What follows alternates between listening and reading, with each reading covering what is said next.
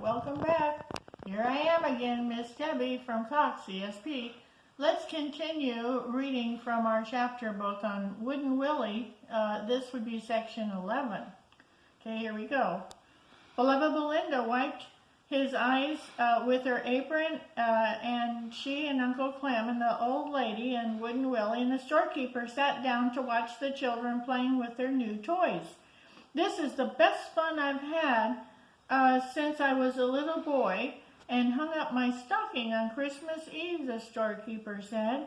Some of the children had got bicycles, and some roller skates, and the smallest little guys had wagons and kiddie cars and tricycles. And besides things to ride, there's bright colored picture books, games, dolls, balls, and humming tops. And after they were tired of riding, the children came and sat, and the kind-hearted storekeeper was there, and he read fairy tales out of some of the books. The storekeeper had just read about the pretty princess who married the prince, who was starting on a journey to the prince's castle, when who should come stomping up but that strange man with that tall peaked hat and the long coat. "See here," he shouted, and all the children jumped up and they ran away. "You fastened these roller skates to my feet and you pushed me down the hill, so when I came down to the bottom, I bumped into the tree and I fell down. Now, I'm going to take all these toys from the children and keep them all to myself." And the strange man started to take the storybook away from the storekeeper. "You better be careful, mister," Uncle Clem said. "The first thing you know, you're going to get in trouble. That's what." "Huh," said the strange man. "You're only a rag doll. What can you do, I'd like to know?" The strange man, of course, did not know that Uncle Clem had that magic bean under his hat, a wishing bean. So, when Uncle Clem saw the strange man beginning to tear up the lovely storybooks, he made a wish. Wowie! And the strange man shrieked, "Here, what's the matter with me?" And he waved his arms wildly. "There," said Uncle Clem, "I told you you'd get in trouble." And indeed, the strange man was in trouble, for immediately his feet started flopping in the air, and he was dancing on his head, and no matter how he kicked and twisted and flopped, he could not get on his feet. After he had danced, Uncle Clem made another wish, and the strange man turned upside down again, and he ran into the woods as hard as he could go, and he disappeared. "That's the way to get rid of him," laughed Uncle Clem as the children gathered around. The storekeeper read again from the lovely storybook that the strange man was, and the strange man was soon forgotten. When it was time to leave, the old lady said, "I believe I will not return to my little house any more, for I am sure Skippy Doodles will be tormenting me every time. Instead, I will stay here in the center of the woods with the orphan children. They really need someone to help them get dressed and brush their hair and see that the boys wash the back of their necks. You know, little boys hardly think about their necks when they wash their hands and faces." "Oh, goody, goody, goody," said the orphan children, and they were glad. "You will stay with us. Mr. and Mrs. Splinter have tried to take care of us, and really they're very nice and kind." "Mr. and Mrs. Splinter," said the old woman. "Who are they?"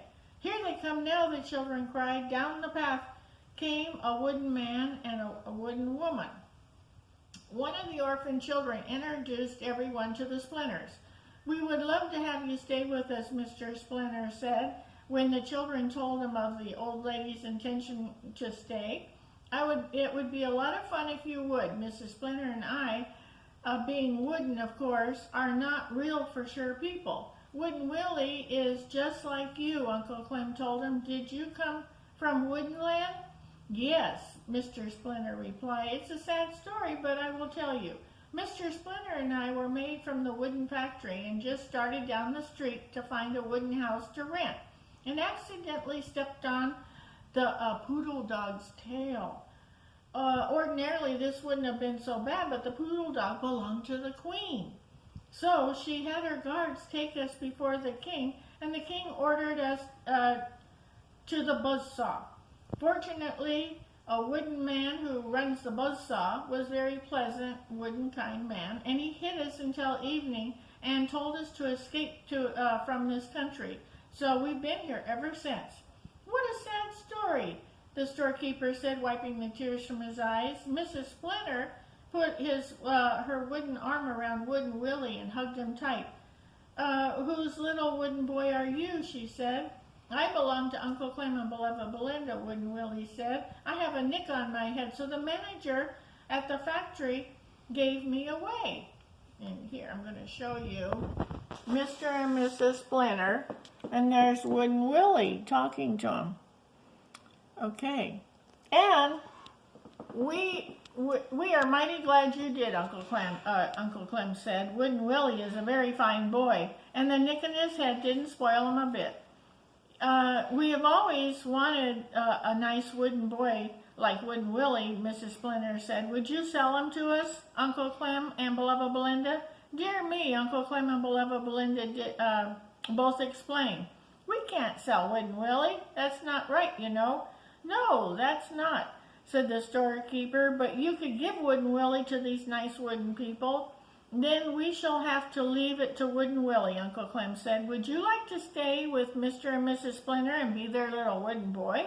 Beloved Belinda said.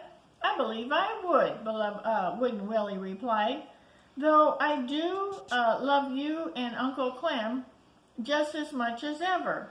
Ah, said the storekeeper, love is something that will never change. When we love one another, we love them just the same, no matter what happens. And we love Wooden Willie just the same, said Uncle Clem. Then he said to Mr. Splinter, I feel that Wooden Willie will be happy with you and Mrs. Splinter, and you may have him for your very own. Mr. Splinter shook hands with with Uncle Clem, and Mrs. Splinter gave beloved Belinda a hug and a kiss. We shall take good care of him, and he can play with the orphan children and have a grand time. Beloved Belinda had been using her pearl button eyes, and she saw the Splinter's paint was chipped and worn. So she excused herself and whispered to Uncle Clem. Certainly, beloved Belinda, Uncle Clem said out loud. How thoughtful of you to mention it. Turning to Mr. and Mrs. Splinter, Uncle Clem said, would you like to have new paint and be nice and shiny?